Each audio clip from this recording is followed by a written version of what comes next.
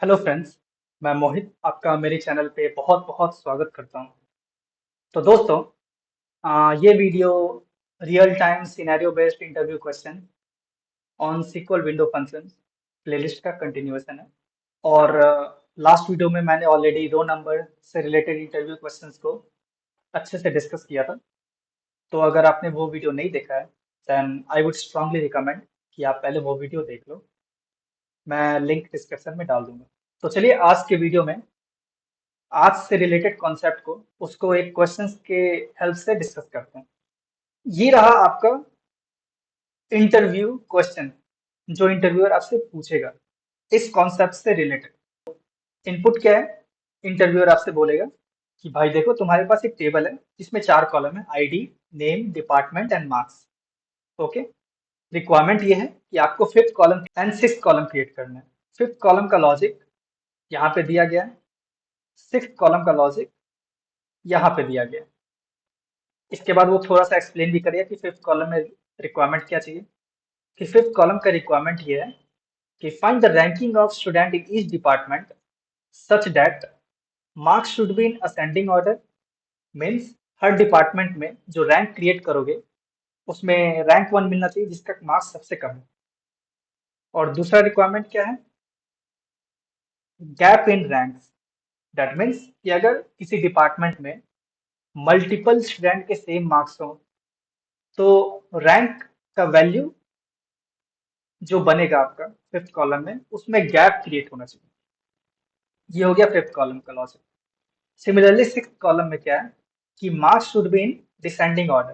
That means her department में जो rank one होगा सिक्स्थ कॉलम में बेसिकली वो सबसे मैक्सिमम मार्क्स के लिए होगा, मैक्सिमम मार्क्स वाले स्टूडेंट के लिए रैंक वन होगा। और सेकेंड कंडीशन क्या है सिक्स्थ कॉलम के लिए? कि जो रैंक होना चाहिए, जो बेसिकली रैंक क्रिएट होना चाहिए सिक्स्थ कॉलम में, और अगर मान लो कि किसी स्टूडेंट का मल्टीपल स्टूडेंट्स का सेम डिपार्टमेंट में सेम मार्क्स है तो रैंक जो क्रिएट होना चाहिए उसमें कोई गैप नहीं होना चाहिए।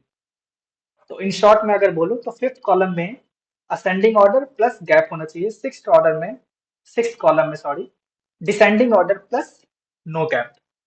तो इतना बोलने के बाद इंटरव्यूअर बोलेगा कि भाई अब लगाम तुम्हारे हाथ में है, अब तुम मुझे सॉल्यूशन ला के दो और आउटपुट दिखाओ जो ये रिक्वायरमेंट को मीट करे। तो सबसे पहले आपको क्या करना है, सीक्वल क्वेरी को साइड में हटाओ। पहले आप सोचो, एक अप्रोच क्रिएट करो कि कैसे ये होना चाहिए, इसका अप्रोच क्या होना चाहिए। तो सबसे पहला हिंट आपको इंटरव्यू ने ऑलरेडी दे दिया है, ये रैंक वर्ड बोल के। दैट मीन्स कि आपको किसी ना किसी तरीके से थोड़ा बहुत प्लस माइनस करके रैंक विंडो फंक्शंस को ही यूज करना है। और आपको पता है कि रैंकिंग फंक्शन दो तरह के होते हैं, एक होता है रैंक, एक होता है डेंस रैंक। और आपको अगर थोड़ा सा आइडिया होगा तो रैंक में बेसिकली गैप क्रिएट होता है, डेंस रैंक में गैप क्रिएट नहीं होता है। और वो गैप क्रिएट कब होता है? रैंक फंक्शन में जब आपका मार्क्स या फिर जिस वैल्यू पे आप रैंक निकाल रहे हो वो अगर सेम हो जाए तो नेक्स्ट वैल्यू जो आएगा वो गैप के साथ होता है। मैं आपको अभी प्रैक्टिकली समझाऊंगा, क्वेरी लिख के हम लोग डिस्कस करेंगे उस चीज को। बट ओवरव्यू ये है कि रैंक में गैप क्रिएट होता है, डेंस रैंक में गैप क्रिएट नहीं होता है। तो इन शॉर्ट इंटरव्यूअर आपसे यही जानना चाह रहा है कि आपको रैंक और डेंस रैंक के बीच का डिफरेंस पता है या नहीं। वो इस क्वेश्चन के हेल्प से आपसे समझना चाह रहा है। तो चलिए फिर स्टार्ट करते हैं डिस्कशन को with the help of SQL query. तो मैं क्या करूंगा, पहले ये टेबल क्रिएट करूंगा। तो इस टेबल का नाम देते हैं क्लास। ओके। इस क्लास में मेरे पास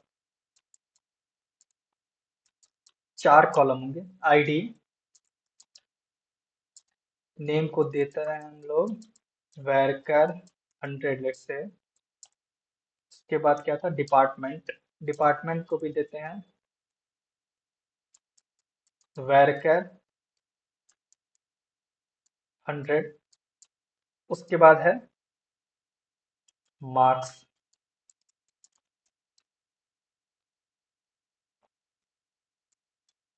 ओके।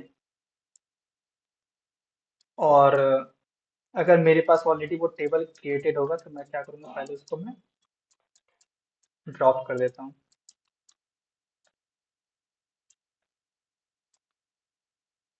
इसको करते हैं रन। ग्रेट, ये रन हो गया। तो पहले इसको आप कमेंट कर दो। अब रन हो गया, उसके बाद हम लोग करते हैं इसमें वैल्यू को इंसर्ट।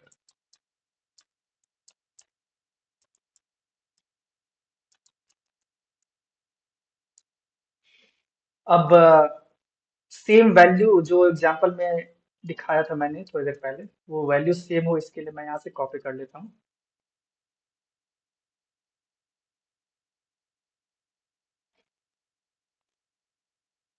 और इस चीज को हम रन करते हैं।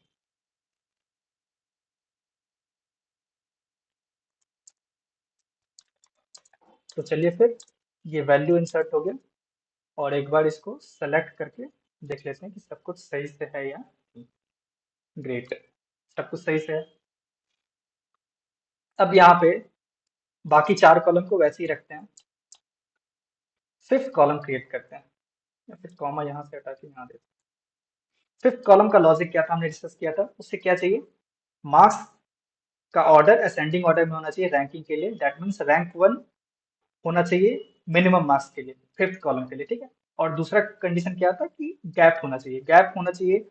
इसी वर्ड के साथ मुझे पता चल जाएगा कि ये कुछ नहीं, ये रैंक यूज करने बोल रहे हैं, हम यूज करते हैं।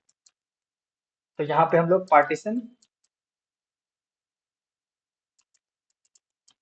करेंगे डिपार्टमेंट पे। सॉरी, पार्टीशन एंड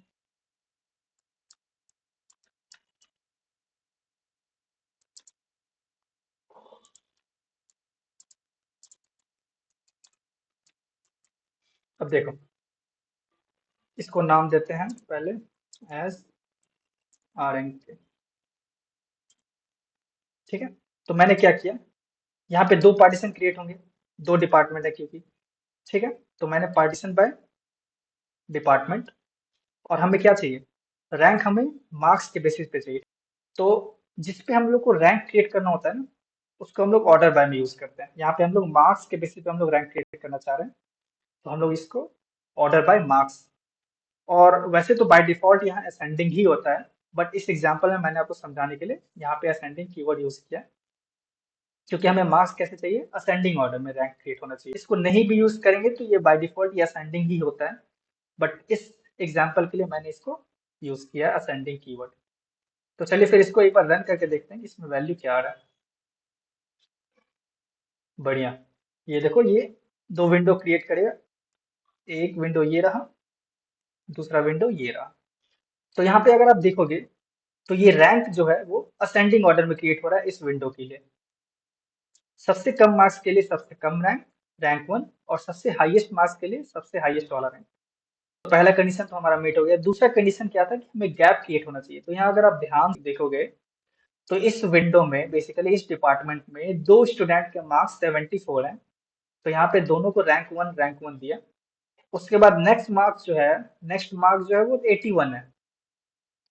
तो 81 में क्या करेगा, वो रैंक 1 के बाद यहाँ पे सिंस 2 ऑलरेडी कवर हो गया, रैंक वन में 2 वैल्यू ऑलरेडी कवर हो गया, तो यहाँ पे नेक्स्ट वैल्यू के साथ आएगा रैंक 3। और रैंक फंक्शन में आपको पता है कि ऐसा ही होता है कि हमारे पास अगर 2 वैल्यू सेम है तो वो क्या करता है, दोनों को सेम रैंक देगा और नेक्स्ट वैल्यू को गैप के साथ नेक्स्ट रैंक देगा। तो यहाँ पे दोनों को सेम रैंक दिया, इस दोनों को सेम रैंक दिया। उसके बाद सिंस ये 2 है टोटल काउंट, इसलिए तीसरे रो में तीसरा रैंक को वो 3 करेगा, तो वो 2 मिस कर देगा, मीन्स एक गैप क्रिएट कर देगा। तो यहाँ पे अगर आप देखोगे तो ये वाला जो विंडो फंक्शन है वो basically, rank window function basically एक गैप क्रिएट करता है अगर मार्क्स मेरे पास सेम हो तो। सिमिलरली ये वाले डिपार्टमेंट के लिए भी सेम सिनेरियो। तो ये हो गया मेरा कॉलम नंबर 5। अब कॉलम नंबर 6 क्रिएट करते हैं। कॉलम नंबर 6 का रिक्वायरमेंट क्या था कि मेरा रैंक जो होना चाहिए वो मार्क्स के डिसेंडिंग ऑर्डर पे होना चाहिए। दैट मीन्स कि सबसे हाईएस्ट मार्क्स वाले को रैंक 1 मिलना चाहिए, सबसे लोएस्ट मार्क्स सबसे ज्यादा रैंक मिलना चाहिए। तो हम लोग यहाँ पे यूज करते हैं डेंस रैंक। डेंस रैंक क्यों यूज करना है, क्योंकि हमें सेकेंड रिक्वायरमेंट हमारा क्या है कि हमें गैप नहीं चाहिए रैंक्स में। और गैप नहीं चाहिए मतलब कौन सा फंक्शन यूज करेंगे, विंडो फंक्शन, डेंस रैंक। बाकी पार्टीशन तो डिपार्टमेंट पे ये होगा अभी भी। और ऑर्डर करेंगे, ऑर्डर बाय मार्क्स, और यहाँ पे हमें डिसेंडिंग ऑर्डर में चाहिए तो यहाँ पे डिसेंडिंग यूज करेंगे। इसको नाम देते हैं डी अंडरस्कोर रैंक। अगर इसको हम रन करते हैं तो यहाँ पे देखो, सबसे हाईएस्ट मार्क्स वाले को रैंक 1, सबसे लोएस्ट वाले को रैंक 3। और ये हो रहा है एक विंडो में। और विंडो कैसे डिफाइन हो रहा है, ये पार्टीशन बाय से, पार्टीशन बाय डिपार्टमेंट है तो वहां से एक विंडो डिफाइन हो गया। ये डिपार्टमेंट सीएससी का जो डिपार्टमेंट है, इस विंडो के अंदर ही हमारा रैंक मिनिमम टू मैक्सिमम जा रहा है। फिर नेक्स्ट विंडो के अंदर हमारा रैंक मिनिमम टू मैक्सिमम जा रहा है। और अगर आप ध्यान से देखोगे तो डी रैंक जो फंक्शन है उसमें हर विंडो के लिए डिसेंडिंग ऑर्डर में रैंक क्रिएट हुआ है, और रैंक फंक्शन जो है उसमें हर विंडो के लिए मेरा असेंडिंग ऑर्डर में क्रिएट हुआ है। और इस रैंक फंक्शन में मेरा गैप क्रिएट हुआ है, इस डेंस रैंक में मेरा गैप क्रिएट नहीं हुआ है। तो इंटरव्यूअर आपसे बस यही जानना चाहेगा इस क्वेश्चन से कि आपको रैंक और डेंस रैंक का डिफरेंस पता है या नहीं। That's it. तो ये क्वेश्चन का सॉल्यूशन यही है। इससे रिलेटेड जो डेटा है वो उसको मैं डिस्क्रिप्शन में डाल दूंगा ताकि आपको ज़्यादा मेहनत ना करना पड़े इंसर्ट वैल्यू को इंसर्ट करने में। और बाकी मैंने डायरेक्टली क्वेरी लिखा है बिना कोई थ्योरेटिकल कॉन्सेप्ट को ज़्यादा एक्सप्लेन किए।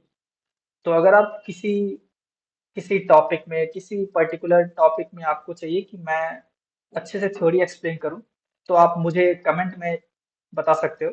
किसी टॉपिक पे ज़्यादा कमेंट आते हैं तो मैं उस टॉपिक पे जरूर एक अच्छी सी वीडियो बनाने की कोशिश करूंगा।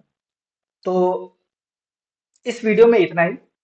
मिलते हैं अगले वीडियो में नए कॉन्सेप्ट के साथ, नए इंटरव्यू क्वेश्चंस के साथ। और हाँ, अगर आप मेरे चैनल पे नए हो तो प्लीज़ सब्सक्राइब माय चैनल। इससे बहुत मोटिवेशन मिलेगा मुझे, और मैं इसी तरह के अच्छे अच्छे वीडियो, अच्छे से कॉन्सेप्ट पे बनाता रहूँगा। Thank you. मिलते हैं अगले वीडियो में। Till then, take care and good bye.